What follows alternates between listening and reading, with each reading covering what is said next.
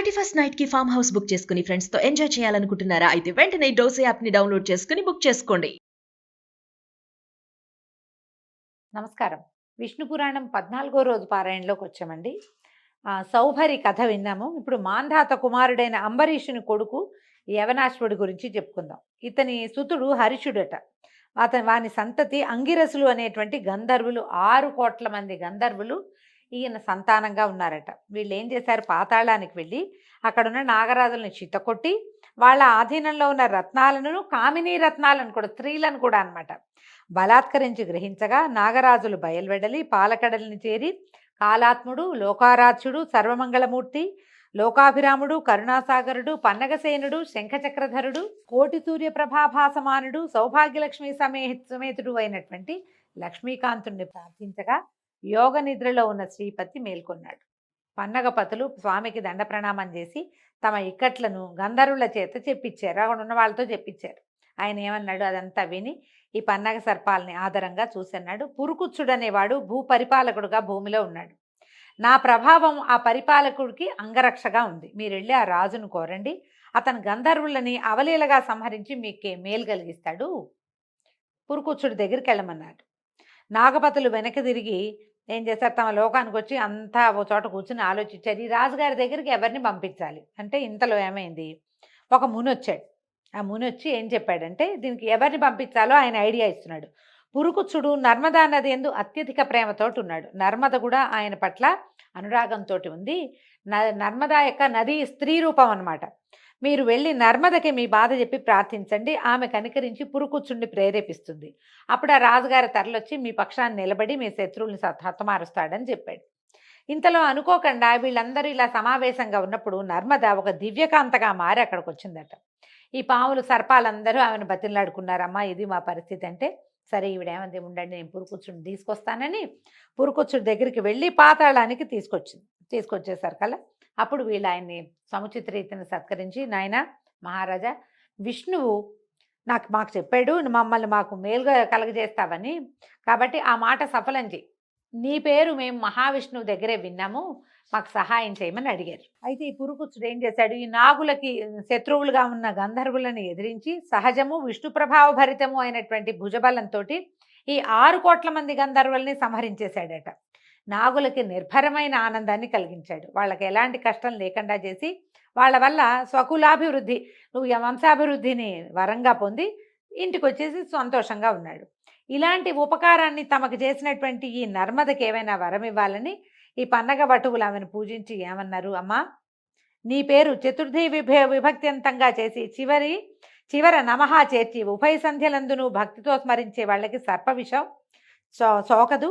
నీ దివ్యనామం ఉచ్చరిస్తూ భుజించే వారికి ఆ సమయంలో విషం ఇచ్చినా కూడా అది అమృతమవుతుందని వరమివ్వగా నర్మద సంతోషించి అంగీకరించి పురుకుచ్చుని వద్దకు వెళ్ళి అనురాగంతో అతన్ని వరించింది. ఏమిటో విశేషంగా చతుర్థి విభక్త్యంతంగా చెప్పేవంటే ఏం లేదండి, చాలా నర్మదాయై నమః, మనం రమాయై నమః చెప్పుకుంటాం, లక్ష్మి అయి నమః అని చెప్తాం, పార్వతి అయి నమః, గౌరీ అయి నమః, ఇవన్నీ చతుర్థి విభక్త్యంతాలు. ఇక్కడ కూడా అంతే, నర్మదాయై నమః అనుకోవాలి. అంటే గనక ఎవరైతే ఉభయ సంధ్యల్లో స్మరిస్తారో సర్ప విషం సోకదట. నర్మదాదేవి పాములకి ఇలాంటి ఉపకారం చేసింది కాబట్టి ఆమె ఏం చేసింది, పురుకుచ్చుడి దగ్గరికి వెళ్ళి ఆయన్ని వరించిందట. ఈ దంపతులకి త్రసదస్యుడు అనేవాడు జన్మించాడు. అతని సుతుడు అనరణ్యుడు. ఈ అనరణ్యుడు ఒకసారి ఏం చేశాడట, యజ్ఞం చేస్తుంటే రావణుడు వచ్చి ఈ అనరణ్యుడిని చంపేశాడు, యజ్ఞాన్ని పాడు చేసి వెళ్ళిపోయాడట.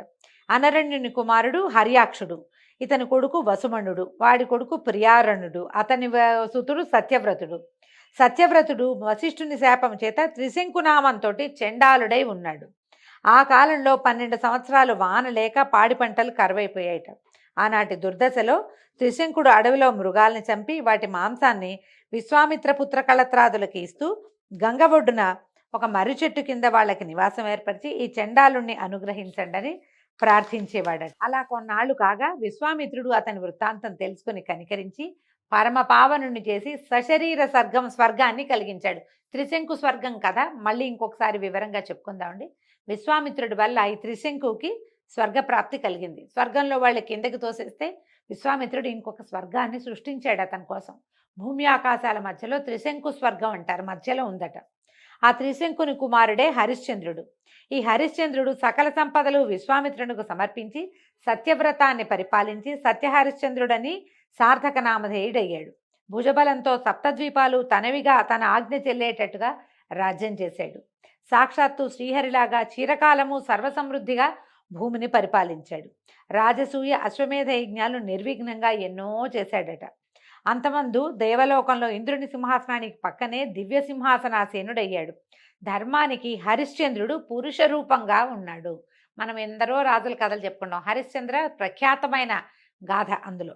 ఈ హరిశ్చంద్రుని కుమారుడు లోహితాశ్వుడు, అతని కొడుకు హరిషుడు, హరిషుని కొడుకు చంచుడు, వాని కొడుకులు విజయుడు వసుదేవుడు అని ఇద్దరు. విజయుని కొడుకు రురుడు, అతని కొడుకు వృకుడు, వాని తనయువు బాహుడు.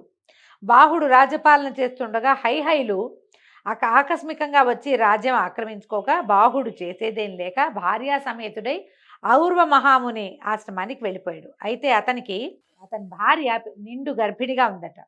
ఒకనాడు ఆ ఇల్లాలకి ఏంటంటే కష్టం వచ్చింది. ఒక భార్య తాలూకు సవిత అంటే రెండో భార్య.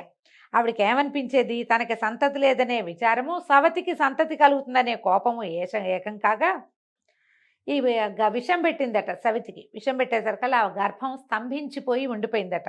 అలా 7 సంవత్సరాలు అయింది. 7 సంవత్సరాలు అయిన తర్వాత ఈ బాహుడు పరలోక గతుడయ్యాడు. గర్భం అట్లాగే ఉండిపోయిందట.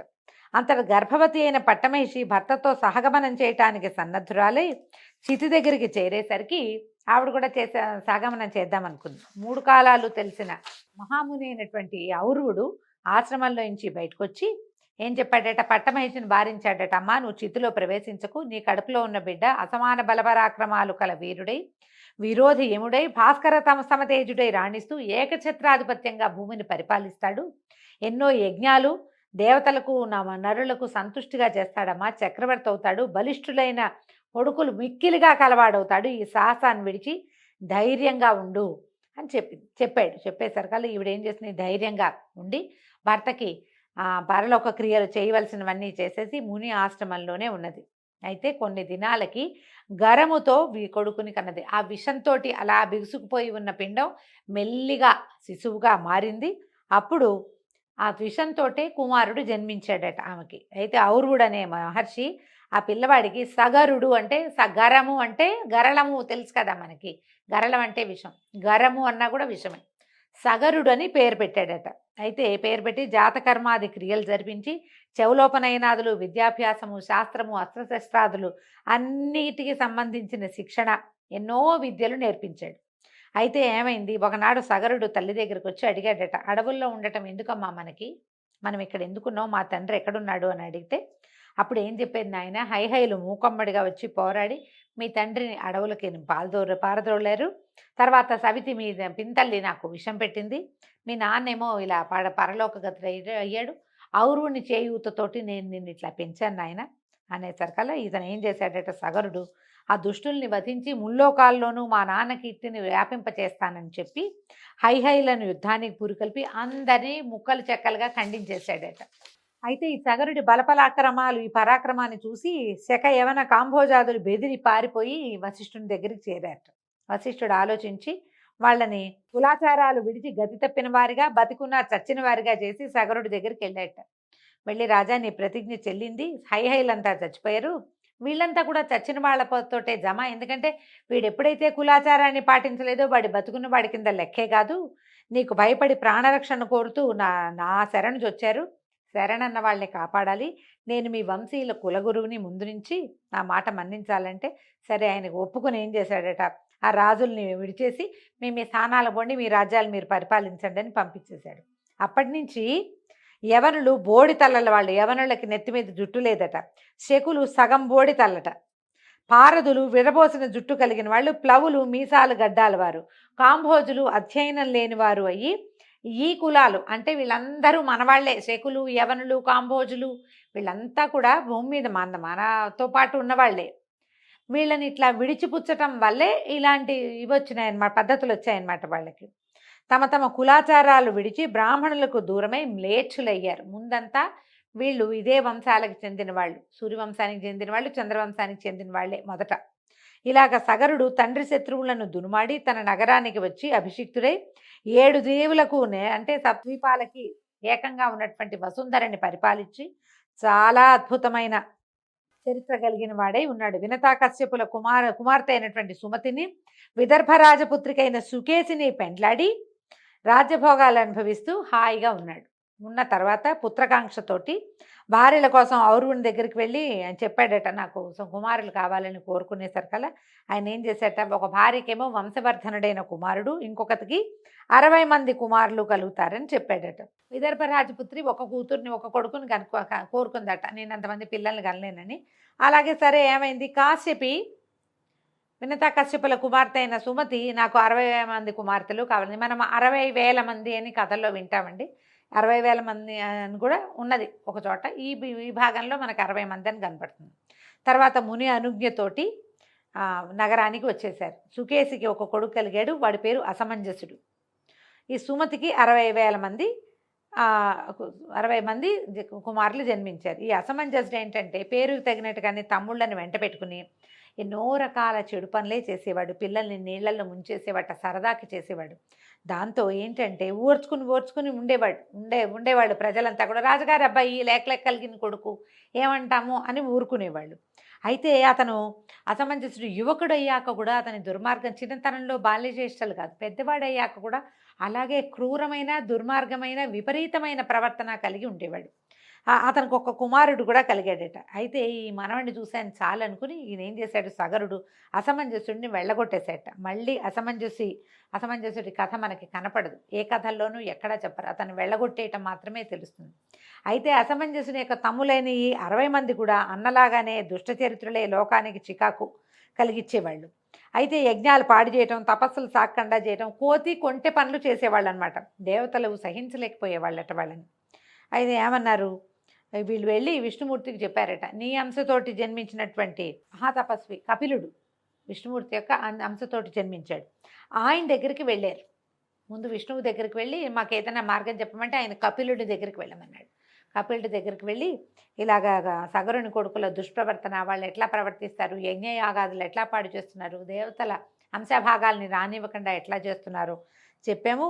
నువ్వు పద్మాక్షుడివి, భగవంతుని అంశతోటి జన్మించిన వాడివి కాబట్టి వీళ్ళ ఆటలు ఇట్లాగే సాగనిస్తే క్రమంగా యజ్ఞవ్యాగం అనేది నశించిపోతే మేమేం చేయాలి.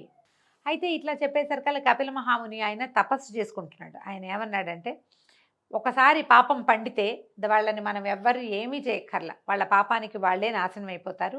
వాళ్ళు చేసినటువంటి పాపపుణ్య కర్మల ఫలితం వాళ్ళు అనుభవిస్తారు. కాబట్టి అచిరకాలంలో పాపకర్మలైన సగరనందనులు రూపుమాసిపోతారు, మీరు బాధపడకుండా వెళ్ళండి, వాళ్ళ కాలం సమీపిస్తుందని చెప్పి పంపించేశాడు. ఇంతలో ఏమైందట, సగరుడు ఇలా పిల్లలు విపరీత ప్రవర్తన కలిగి ఉన్నారు, వీళ్ళకి ఏదైనా సరైన పని పెట్టాలని అశ్వమేధ యాగం చేయడానికి దీక్ష పూని అశ్వ రక్షణ కోసం తన కుమారులను నియోగించారట. ఈ 60 మంది లేదా 60,000 మంది గుర్రం వెనకాల ప్రయాణం చేశారు.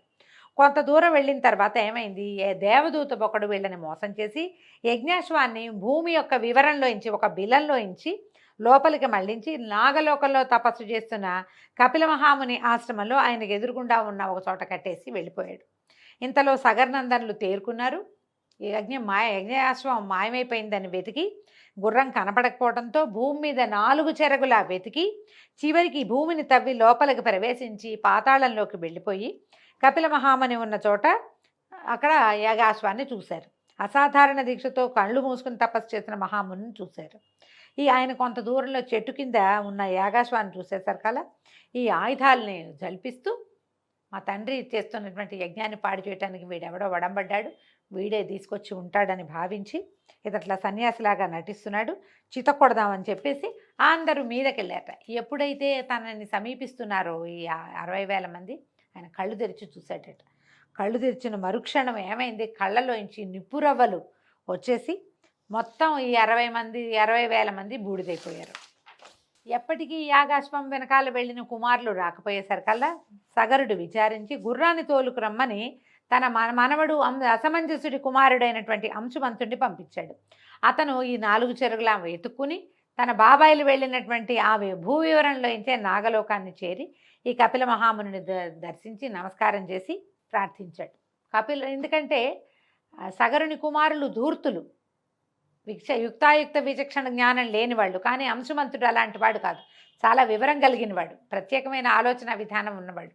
ఈయన ఎప్పుడైతే కపిలుని ప్రార్థించాడో ఆయన నుతికి ప్రసన్నుడై వత్స గుర్రాన్ని తీసుకుపోయి మీ తాత యజ్ఞం పూర్తి చేయించు అనేసరికల్లా ఇతను అడిగాడు, మా తండ్రులు ఇలా బూడిద కుప్పలైపోయారు, వీళ్ళకి స్వర్గలోక నివాసం అనుగ్రహించంటే ఇప్పుడు కుదరదు అని చెప్పాడు. నువ్వు చెయ్యలేవని నీ పౌత్రుడైన భగీరథుడు అతి తపోనిష్టతో శివుని కృపబడిసి సురగంగని భూమికి రప్పిస్తాడు.